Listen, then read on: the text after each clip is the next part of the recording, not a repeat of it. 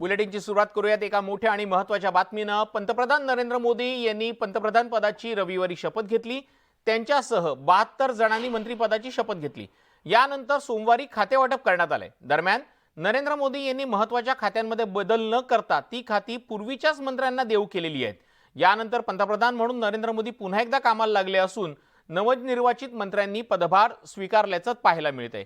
S Jaishankar यांनी परराष्ट्र मंत्री म्हणून, तर अश्विनी वैष्णव यांनी रेल्वे मंत्री म्हणून, भूपेंद्र यादव यांनी पर्यावरण, वन आणि हवामान बदल मंत्री म्हणून पदभार स्वीकारलेला आहे।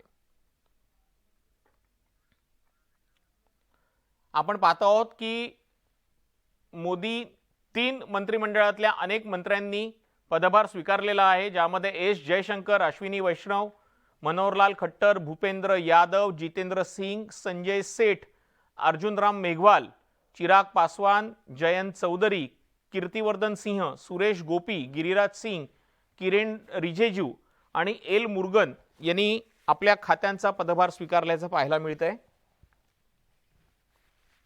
महाराष्ट्रातही ज्यांची मंत्रिमंडळामध्ये वर्णी लागलेली आहे त्या मंत्र्यांनी आपल्या खात्यांचे पदभार स्वीकारलेले आहेत।